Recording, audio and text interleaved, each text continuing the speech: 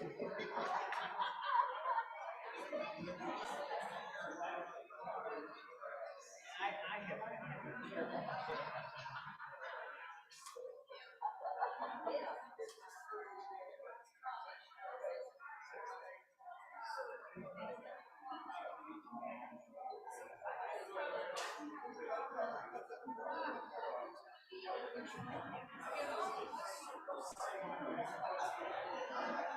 carbs, right? And I love carbs.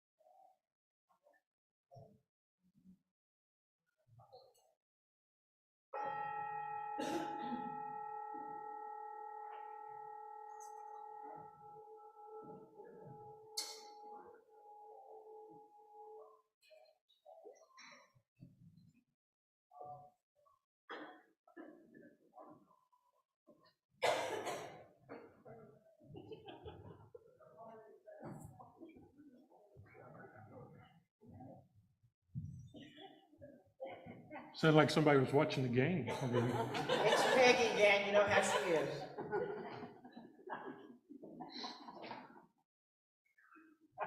Just a couple of things before we begin our service. Turquoise tablet is on the end of your row. If you wouldn't mind registering your attendance, we'd love to know who's here. Pass it back down the row and see if you can greet somebody by name after the service.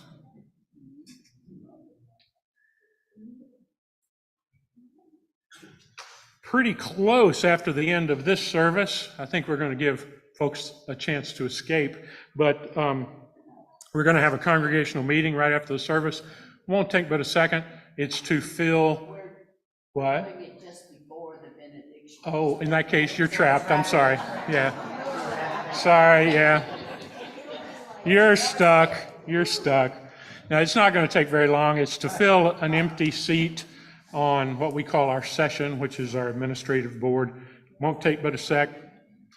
Cleanup day. I was given a prop. I said, it says fix up day, Saturday. I said, oh, is that a broom or a rake? And they said, no, it's a paintbrush. So, cleanup day this coming Saturday, November 5th, 9:30 till noon. There is a bribe. Donuts. Okay. As much as we may hate all of a sudden looking forward to Christmas, we have to think ahead here at the church and with the choir. And I always like to invite people. The choir is going to sing 2, 3, 4 pieces as we normally do on Christmas Eve in our 7 p.m. candlelight service. And so I always like to invite people who want to sing just Christmas stuff. If you want to start coming to choir rehearsal, which is on Wednesdays at 7:30, we will rehearse that stuff first, and then you can split. Or we'll try to hold you down, but it doesn't usually work. So if you want to sing Christmas, the only requirement for being in the choir is to enjoy singing. So, hey, give it a shot. Come at 7:30 on Wednesday. You can sing just Christmas, and it'll be fun.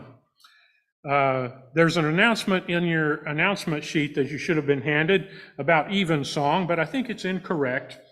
November 9th is correct. It's the, which Wednesday of the month? It would have to be the, Wednesday. which, I'm sorry? Second Wednesday. Second Wednesday of each month, Evensong service, 6:30 p.m. in the Sunrise Room. And what that is a small contemplative service. And so if you need a little bit of peace and quiet in your life, that's one way to get it with a few friends. Bless you. All righty, Brett.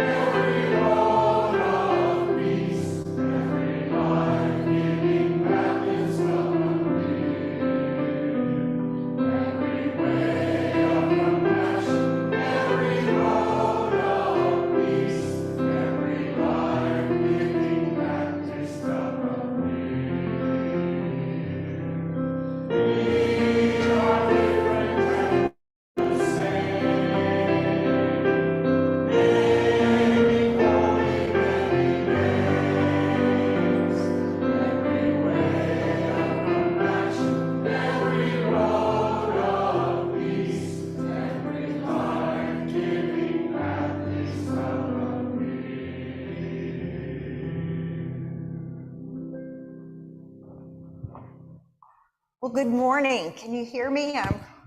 My microphone died halfway through at the first service, so hopefully and it apparently wiggled a little, so we'll see how this goes. It's so good to see everybody here. Who's excited about Halloween? Do we have? Yeah, wow. And we're glad to have all the people here in person and all the people on Zoom.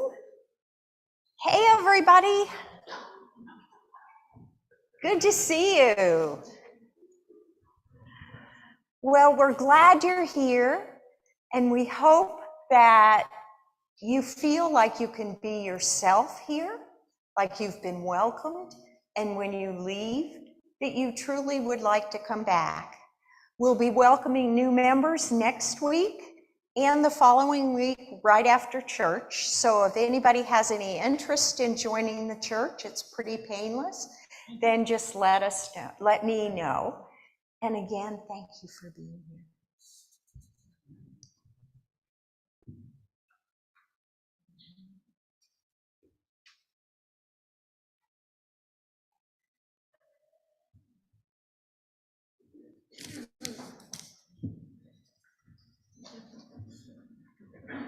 This is going to be a responsive call to community.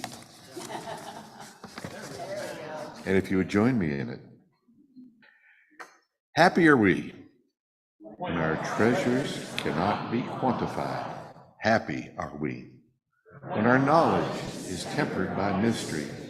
Happy are we when our pain is held in balm of love. Happy are we when our delight comes from beyond ourselves. We come together with open minds and open hearts.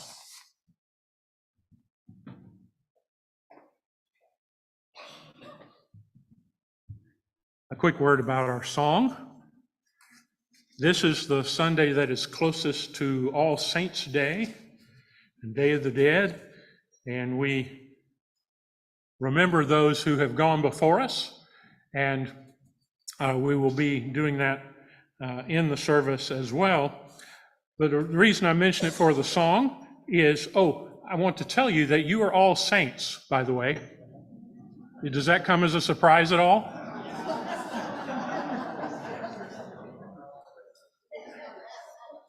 Traditionally and scripturally, the way saints got to be used was just members of the church. That was it.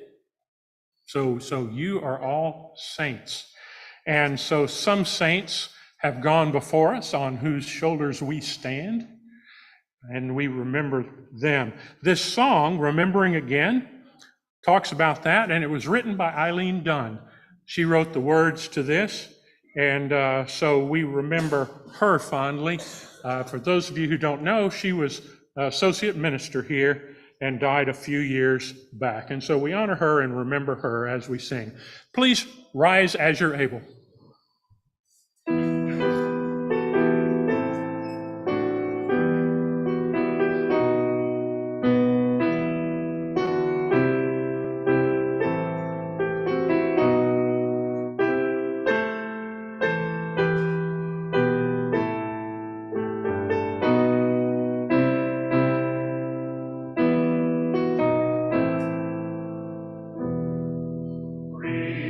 Remaking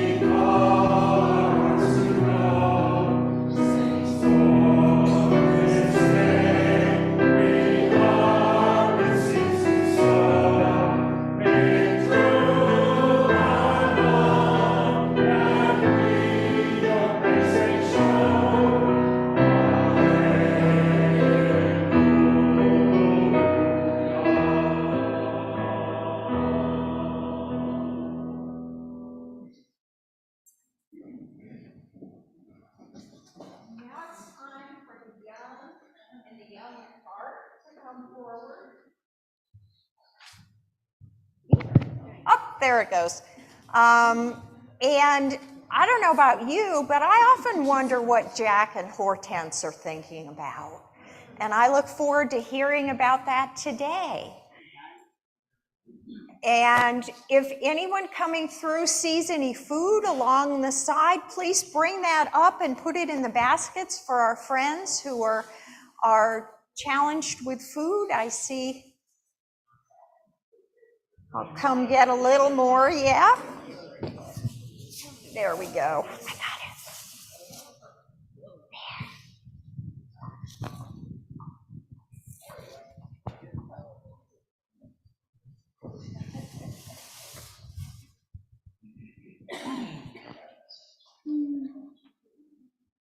Don't hurt yourself, Jim.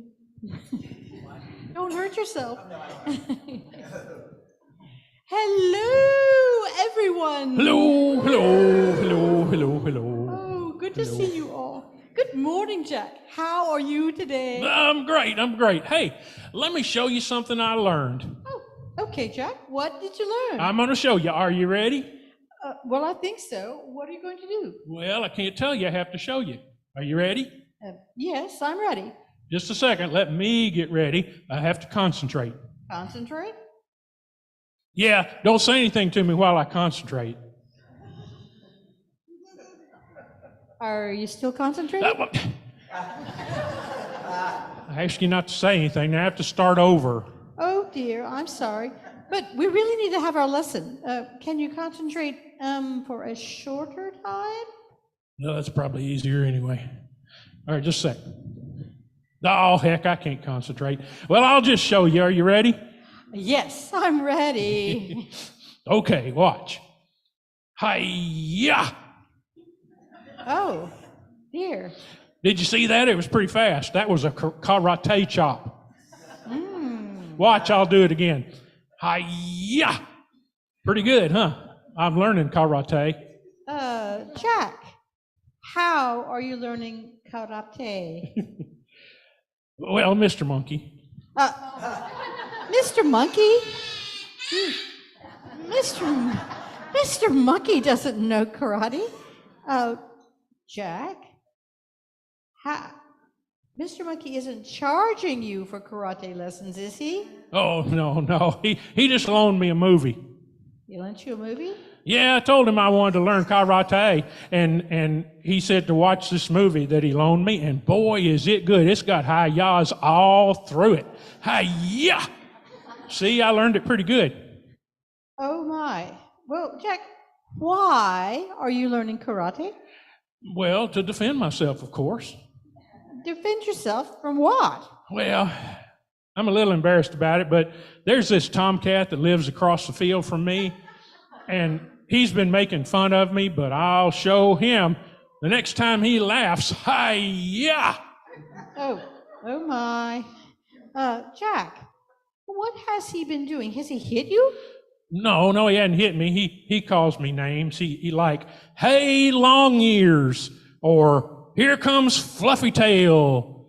But he won't laugh anymore. Hi-ya! Jack, stop hi-yaing. Let's talk about this first. Violence never solves anything. Second, words don't have to hurt us. We can only be hurt by words if we let them. And third, you're a rabbit, right? Of course. Well, Jack, rabbits have a long ears. Yeah, so? And Jack, turn around. Let's see your tail. What? Well, there is a point to this. Turn around. I don't know about this. Jack, being a rabbit, wouldn't you say that rabbit tails are, well, fluffy? What's your point, Hortense? Jack, dear, those are things that the cat is laughing about. They are part of what makes you a rabbit. It is who you are. You should be proud of your lovely long ears and your fluffy tail. You wouldn't feel like a rabbit without them, would you? Well, I guess not. Be proud of what you are. Proud, eh? Of course. You are made to be a rabbit, and you should be proud of it. Well, I guess I never thought about it that way. All I could hear was the laughing. But I guess it'd be pretty silly for a rabbit not to have long ears and fluffy tail, huh? You're right. Okay, this will be great. Next time they laugh, I'll just stand tall and say, long ears, I'm a rabbit, duh. Thanks, Hortense. Well, you're welcome. And that can be our lesson today. Be proud of who you are. Hortense, Hortense, Yes, Jack.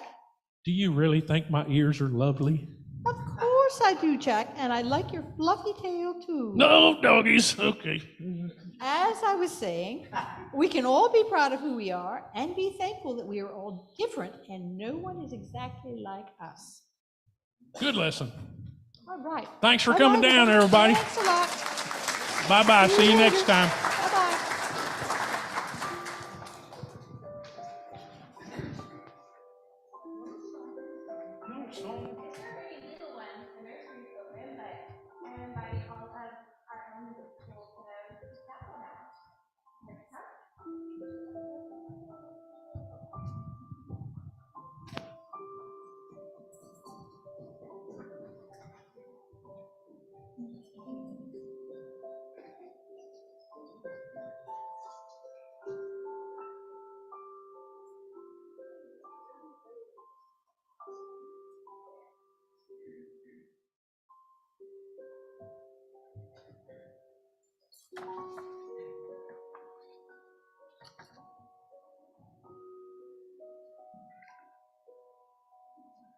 God of the living, a blessing.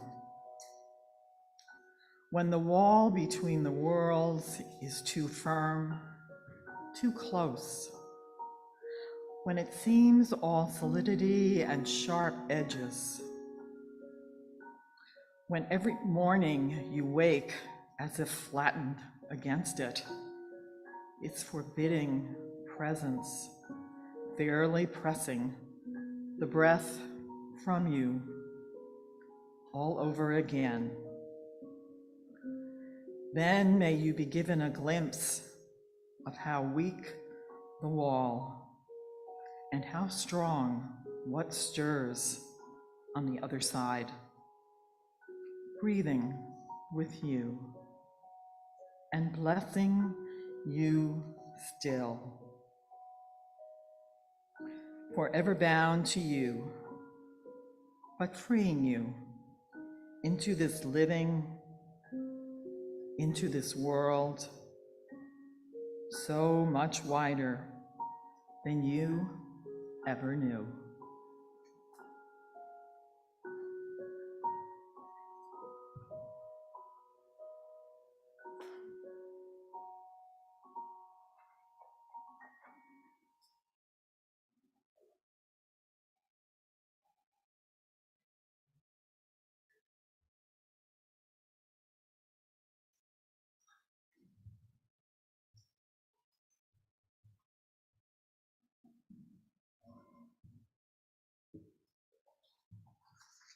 I invite you now to meditation or prayer in whatever form that works for you as we join together as a community in this prayer. After I find my glasses. As we approach the Day of the Dead, we lift up all those whose losses are still too fresh and their feelings still too raw.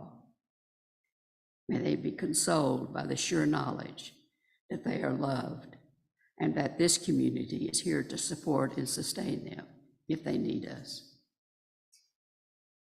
For others, this might be a time of fond remembrance of family and friends who have died.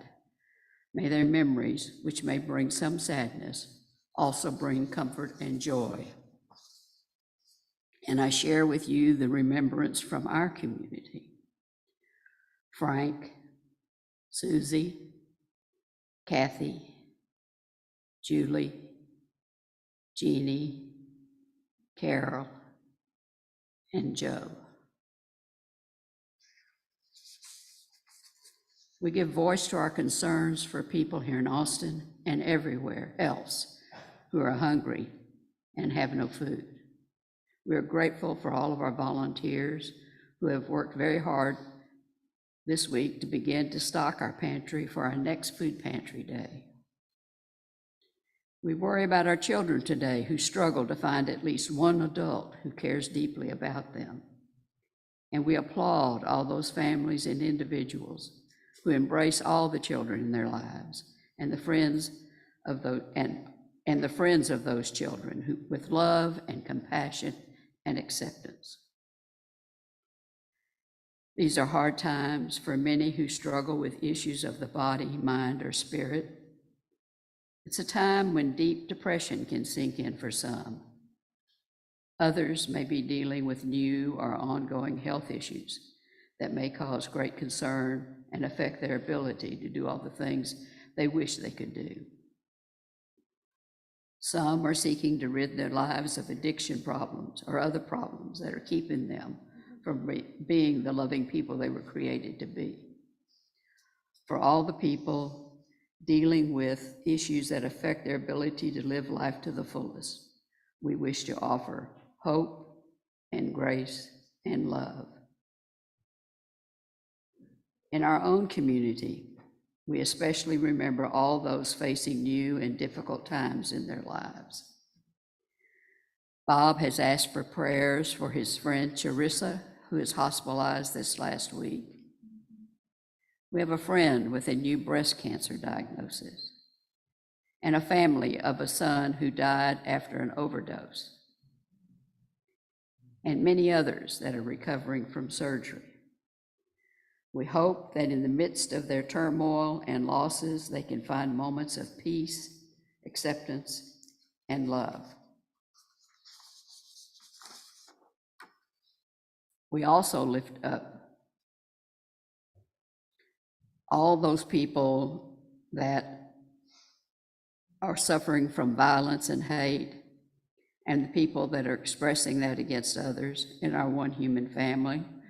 And we pledge to continue to model peace and love as we go about living our own lives. We lift up all the joys and concerns lie deep within all of us gathered here today. May we all continue to grow in our understanding that we are a vital part of our one human family.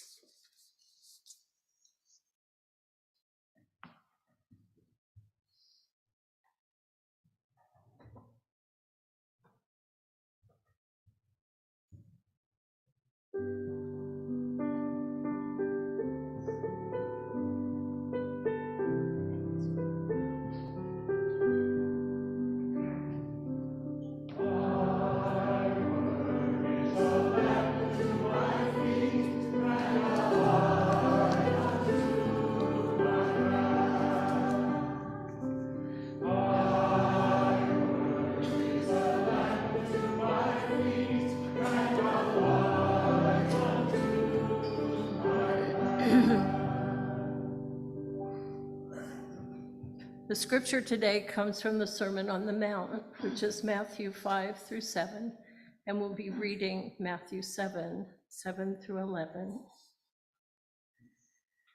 Ask and keep on asking, and you will receive.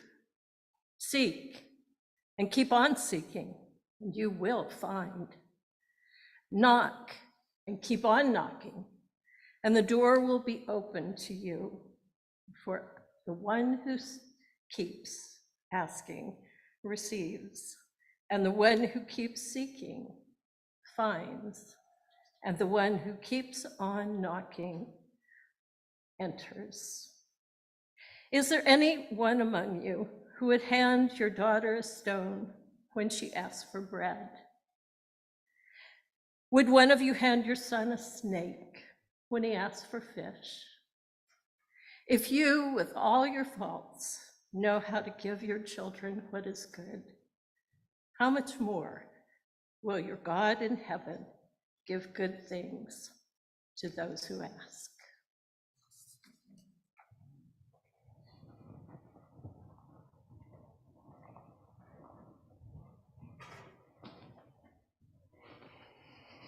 Well, thank you, sir.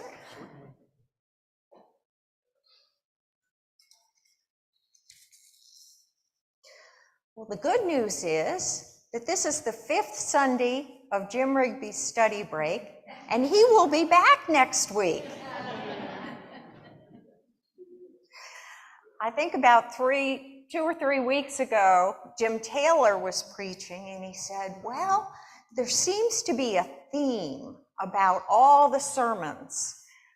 We started out with James Tallarico, and he was talking about love.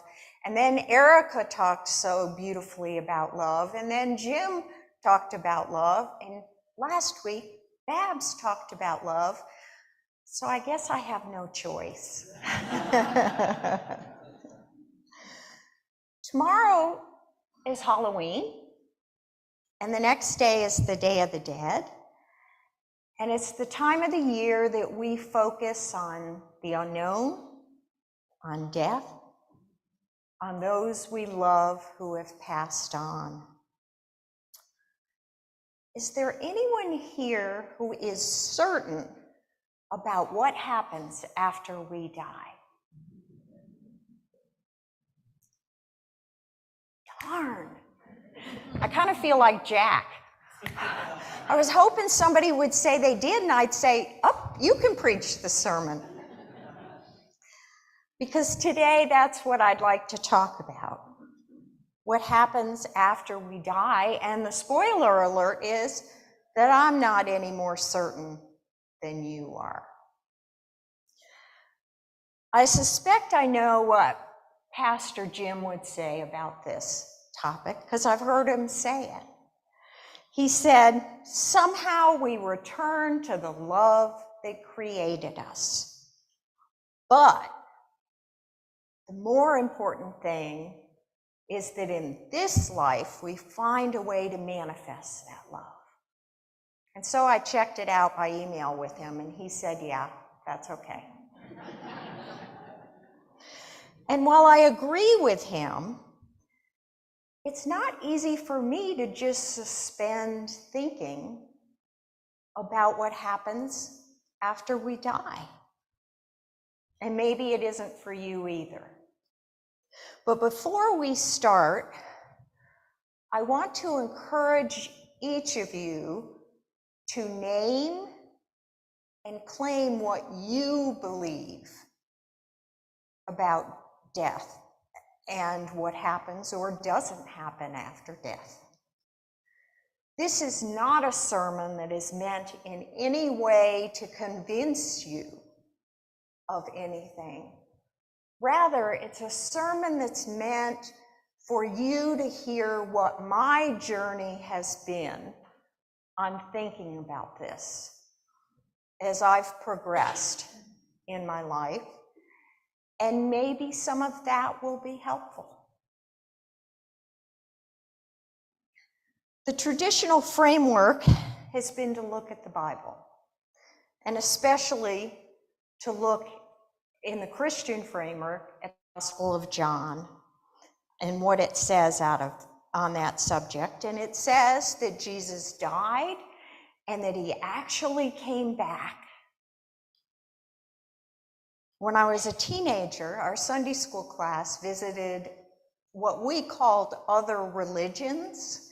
Turned out most of them were other Christian religions. We visited Catholic and Lutheran, and we've come a long way because we didn't visit Muslim and Hindu like we might now, but we did visit a Jewish synagogue. And I remember thinking, thank heavens that Christianity has somebody that really came back from the dead so we can know. And I believed that. And I just found that so comforting. And maybe you do now too. Many, many people do, and that is okay. Just be curious about what I'm experiencing or have experienced. For now, I can say that I don't literally believe that Mary actually saw Jesus at the tomb on Sunday morning, or that he appeared in the locked room and told doubting Thomas to stick his finger in his side, or that he met with his disciples on a lake, actually physically. As my understanding of the Christian Bible has progressed, I now believe these stories in the Gospel of John to be poetry, which express precious truths that we can hold on to and maybe not literally believe in. But this presented my teenage self with a crisis. For what if Jesus didn't actually, literally, physically rise from the dead? How do I know what will happen after we die? Where is the certainty? Is poetry enough? So I began to gravitate towards people's stories of near-death experiences. Now, maybe you've had a near-death experience, or maybe you know someone who's had a near-death experience. And they tended to be stories where people experienced light and love, and they seemed to be an overwhelming feeling of love, and I found them helpful. And in fact, I put increasing relevance on them as some type of supernatural message, a type of revelation. And then one day I read a book about a woman who described her near-death experience as being in a room with Jesus and the 12 other disciples as they judged her life, and I lost it. I apologize to the men in the room here and who are hearing my voice, but what the heck would I want to go to heaven for, to be judged by 12 men? I can do that here on earth. I was furious. And I called a friend and we walked and I raged for a couple hours. God bless her, she just listened. And now I realized that I wasn't raging at this woman's experience. I'm glad this woman had her experience. But I was raging because I was losing near-death experiences as being revelatory for me.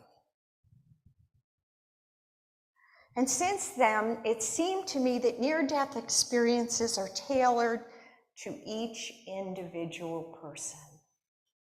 And their purpose is to provide what they need, not to inform the rest of us. It's kind of like a movie with Jodie Foster that came out a number of years ago called Contact. I don't know how many of you have seen it, but they found evidence of extraterrestrial beings, so they decided they were going to build some kind of machine so they could go contact them. Kind of sounds like Elon Musk, doesn't it? And they did, and she got in it, and it whirred and did all these things, and all of a sudden she was on a beach with a figure that looked like her father. And that figure said to her, "I'm taking the form of your father so that you won't be scared."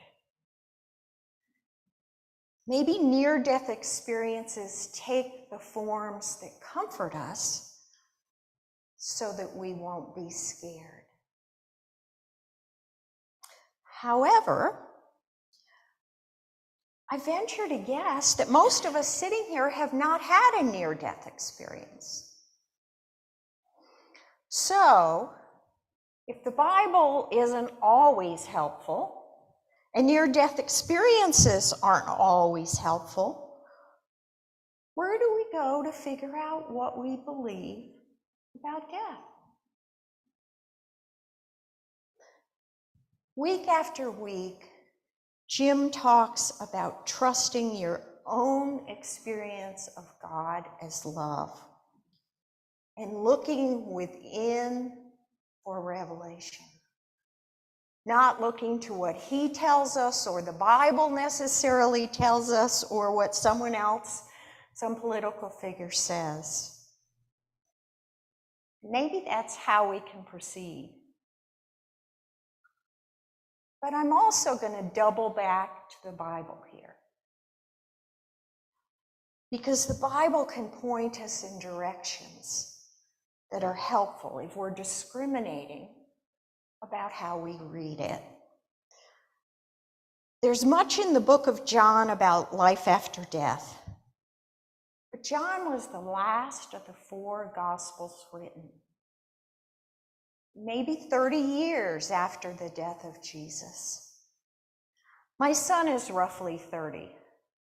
So imagine what it would be like if I had my son and didn't record anything, had only verbal stories about him for 30 years and then sat down to write.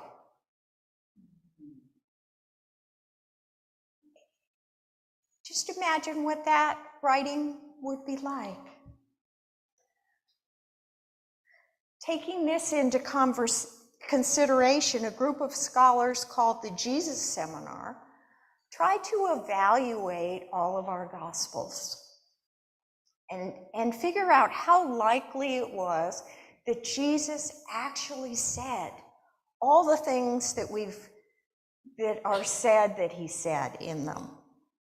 And in 1993, they published a copy of the Gospels, which they color-coded. So they had in red the words they were pretty sure Jesus said, and then there was pink, and then there was gray, and then black they didn't think Jesus said. And so when you look at this book, there isn't a lot of red in all 4 Gospels. In fact, the Gospel of John has about 5 words in it that are pink.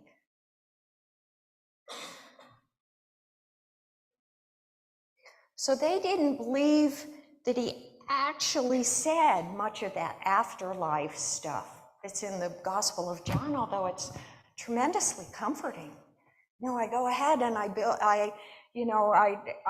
prepare a place for you, and so I started looking to see what parts could I find comfort with, and I looked at the other Gospels, and frankly, I was fascinated because what I found was that the words that were in red that they believed Jesus said were all about unconditional love. That's what we preach here. Hey, maybe we're more biblical than we thought we were.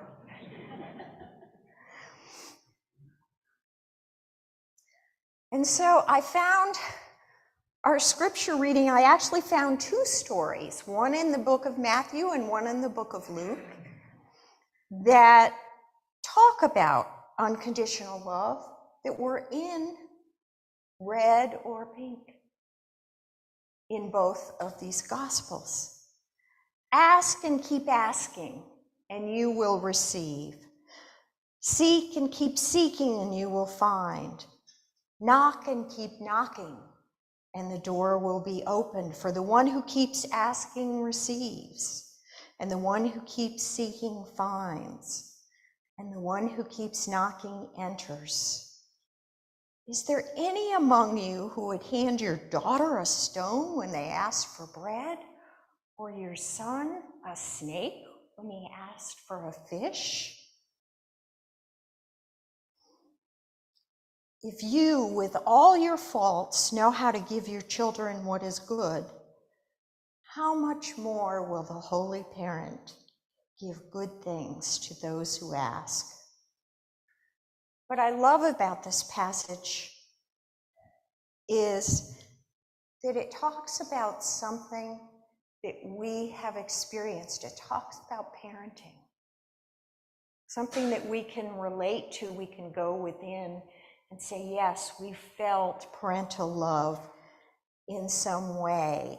One of the most powerful images of the Creator is that of the loving parent or a parental figure. Either we've been lucky enough to have had loving parents, or if not, a loving grandparent, or an aunt, or a neighbor, or a teacher. I pray that everyone here has had one person in their life who has loved them like a parent would. And also, we have either been loving parents or parental figures. Not all of us are parents. Maybe we have loved a niece or a nephew or a neighbor or a student or a friend of a close friend or a child of a close friend. But the love, the unconditional love that passage speaks about is that parental love that at our core we know is unconditional. What would a God exhibiting unconditional love create for time after this life on this planet? Would it be something based on torment and punishment? Would there be a time limit past which you're doomed if you haven't done something? Would it be exclusionary? What loving parent do we know who would do that to a child? Unconditional love is unconditional. So I believe whatever awaits us is loving and will be unconditional, and it ties not only the Bible story, but what we feel about unconditional love deep within us. I have one more near-death experience story to tell you. Many of you know that I worked as a hospice chaplain for many years. And one of the people I talked about told me that he was afraid to die. And I said, well, what are you afraid of? And he said, well, I had a near-death experience, and I was up and I was in all of these cold marble castles, and it was awful, and I don't want to go back to that. And I said, well, how did you view heaven before this experience?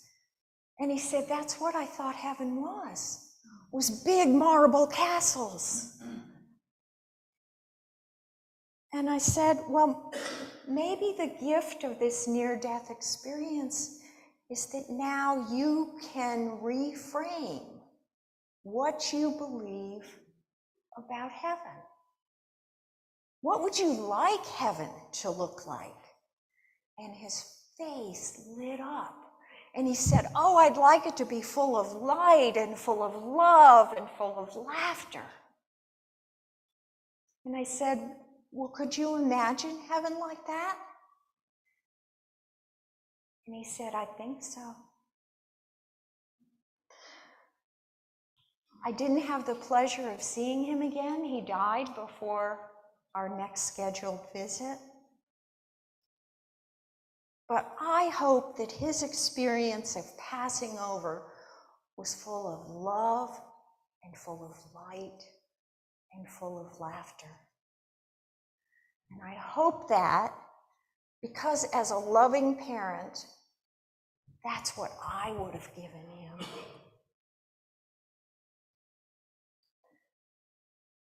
So I don't know what will happen after we die.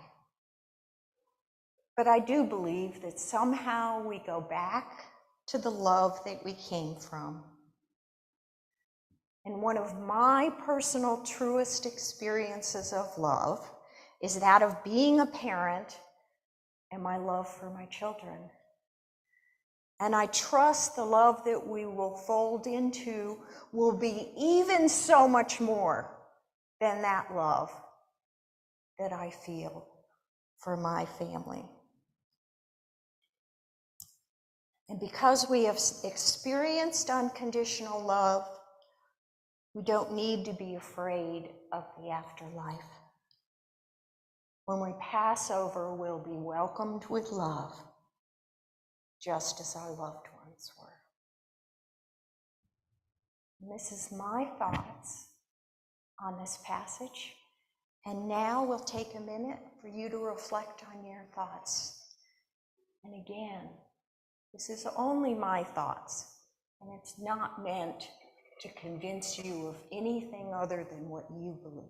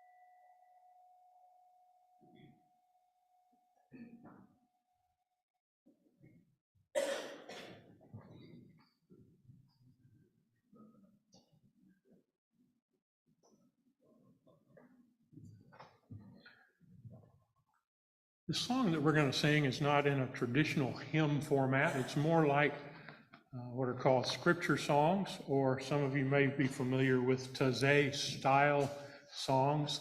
It's very simple. It's easy to learn. It's easy to sing. And its purpose is to reinforce the scripture words that are in it. And we'll sing it through twice.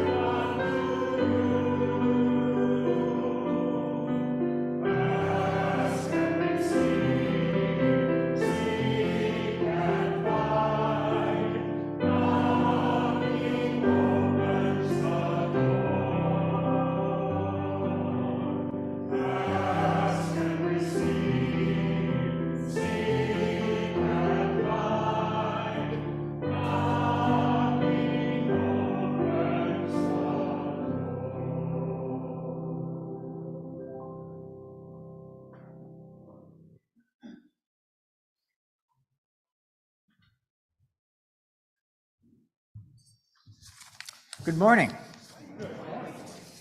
For the 2 years during which we worshiped by Zoom, I was one of the most ardent voices for having us worship together in person. I mean, I missed the community, the hugs, the lobby conversations, the donuts. You know I missed the children's sermon because I loved being down there with the kids. But most of all, I missed the shared energy that we bring as a family. So it was no surprise that when we had that first outdoor, met outdoors back in March, remember that? It was about 30 degrees. We sat on those little rickety chairs, freezing, shaking, but we were there, some of us at least, and we were together. I was thrilled. And when I started to go back to my car, I noticed there was a table with pledge cards on it. And so I picked out one and filled it out for more than I ever had filled it out. It was a moment of spiritual exuberance. You may have had one or two of those, right? Well, when we finally got back in the sanctuary in May, I was just thrilled. And as they passed the collection plate along, I remember saying, now, Jim, you need to start playing on your pledge. Don't procrastinate. It is now October 30th, isn't it? On the cusp of November. So far, I have paid $0.00. Yeah, it's true. I have watched that plate go by month after month, and my hand has not dipped into it.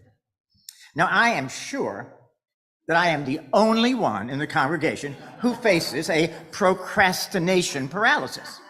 The only one who has no problem in paying for Netflix, vacations, Starbucks, eating out, but haven't quite gotten around to my pledge. I kind of think that I may be the one that thinks, oh, the big donors are going to do it. They'll carry us along. They don't miss my little pledge. Well, that is patently untrue. You know, I'm lucky that this church is not like an Austin landlord. I have not gotten an eviction notice. My chair next to Peggy is still there. But clearly, I was in need of some divine intervention. Enter Tara McMeans. She asked me, of all people, to be on a committee to plan the pledge drive. And I was way too good in telling her why people postpone their giving. Eventually, my conscience kicked in, and I decided to out myself today and emerge from the closet of convenient denial and take some action. So, there it is. This may stun Stewardship Committee, but I'm paying my entire pledge right now for the year. Oh, wait till you see what's coming next. This is even more. I'm pledge card for 2023. I've never done it in my life until the last week in December. Thank you so much. I appreciate that. We should have had a photo of that, actually. Now, I'm pledging today because the session has asked everyone to make their pledges by November 20th, which is 3 weeks from today. So if you haven't done it, be considering what you want to pledge in the next 3 weeks. And also, I need to bring up the I word, inflation. You see, I started to write the same amount as last year, and then I thought, oh, inflation. So I gave it a 10% bump, because if gas is higher, if burgers at Cheddar's are higher, then so are the expenses at St. Andrews. Lastly, and this may be the most important thing I have done, on Friday afternoon, just 2 days ago, I went to my branch of Wells Fargo and filled out a form for bill pay. I've been talking about doing it for 5 years. It just took 2 tellers and about 15 minutes from my great technology to be able to do it. But I did it in 15 minutes. Most of you could do it in 3. Here's the good news. Starting January 3rd, 2023, there will be an automatic payment from my account to St. Andrews. I don't have to think about it again until next November. What a relief, and what a gift to St. Andrews. Now, when the plate is passed each Sunday, I can smile serenely, knowing that I have done my part. I will be as current with St. Andrews as I am with HBO. You know I'm not giving up HBO. I'll be part of the community that sponsors the powerful words of Jim Rigby with the same commitment that I sponsor the morally challenged cast of Succession. Thank you for letting me share.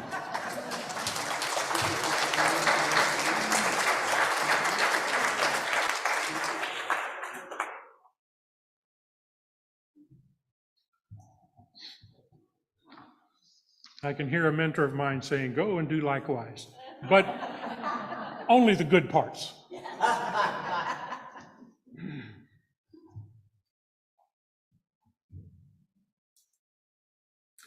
Made for the life of love, gathered as the church for others. Come on in. Kids are coming back from chapel. Yeah, come on. Gathered as the church for others, we offer our gifts for the possibilities of the beloved community. Let us be thankful as we give that we can do more together than we can do alone. Together, may our open hearts and open hands change us and help change the world. Will the ushers please come forward? And choir, come on up.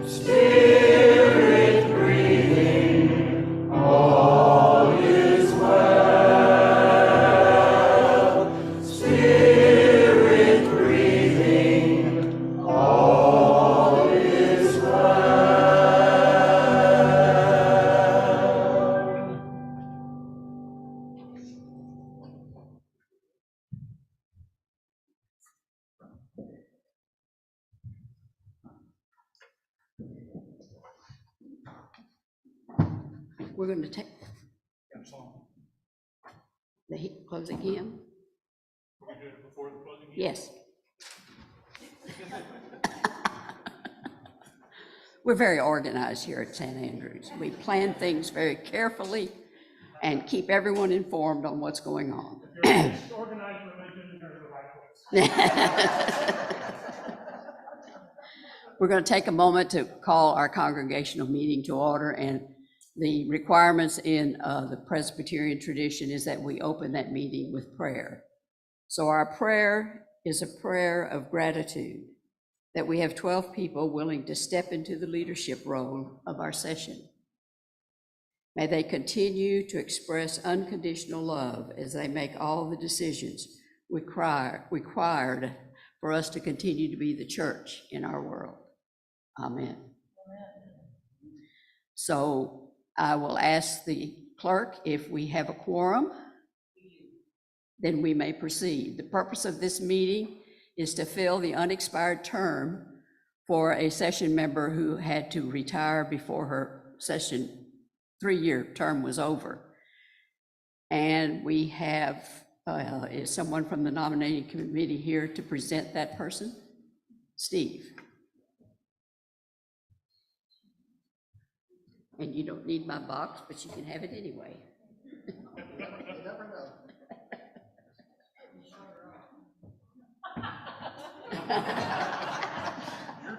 Well, I'm a big guy.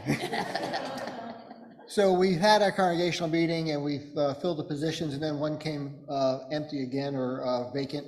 So we're nominating Ed Kopis to fill the 1-year term that is left to be filled starting immediately. And that's what we need to tell you. All right. Okay. You've heard the name Ed Kopis that has been presented by our nominating committee. Are there any other nominations from the floor? Seeing none, we can proceed. All those in favor of Ed Kopis going on our session signify by saying aye. Aye. Those opposed, nay.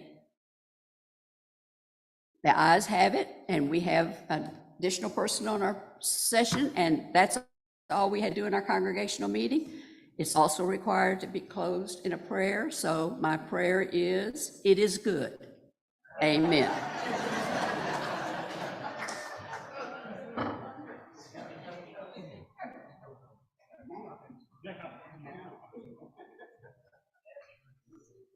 Please rise as you're able.